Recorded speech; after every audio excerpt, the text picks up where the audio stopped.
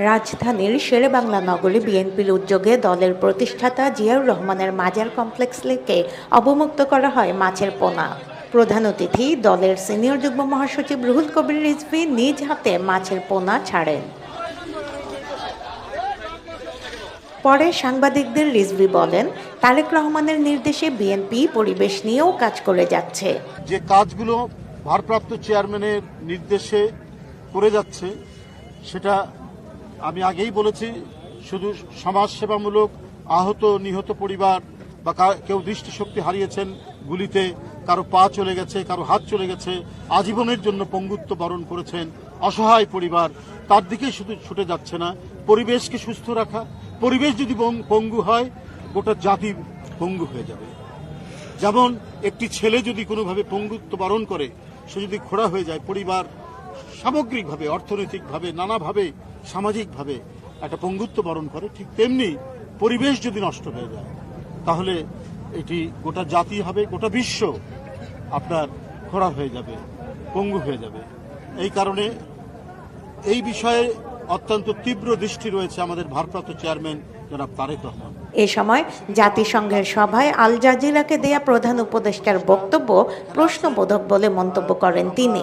আপনার জাতিসংঘের সভায় আমাদের প্রধান উপদেষ্টা সেই সবার এক ফাঁকে সাংবাদিকদের সাথে কথা বলতে তিনি নির্বাচনের ব্যাপারে কথা বলেছেন, অনেক ভালো কথা বলেছেন, কিন্তু কিছু বিষয় আমার কাছে ব্যক্তিগতভাবে একটু প্রশ্নবোধক ঠেকেছে। আমরা একটু হোঁচট খাচ্ছি। তিনি বলেছেন আল জাজিরার এক সাংবাদিকের সাথে যে আমাকে কেউ 5 বছর থাকতে বলেছেন, কেউ 50 বছর থাকতে বলেছেন। তো আমি এগুলো অনেকেই অনেক কথা বলছেন।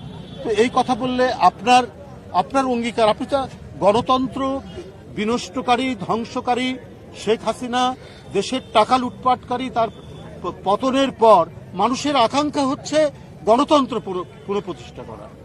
এখানে অন্তর্বর্তীকালীন সরকারের মেয়াদ কতটুকু হবে, কি হবে, এটা তো নয়। যত তাড়াতাড়ি সম্ভব আপনি নির্বাচন দেবেন, এটা মানুষ চায় এবং আপনার প্রতি সেই আস্থা রেখেছে।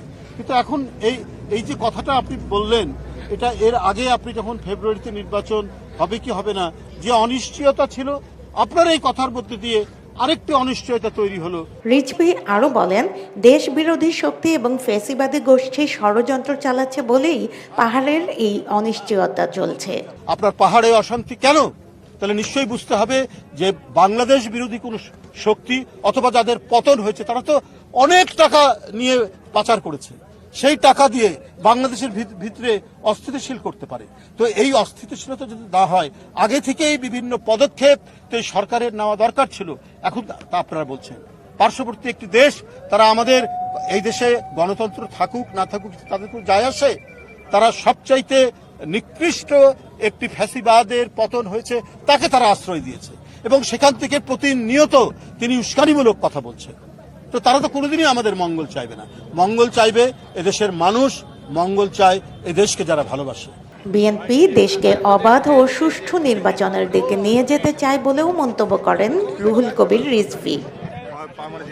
ফারহানা নীলা, সারা বাংলা .net, ঢাকা।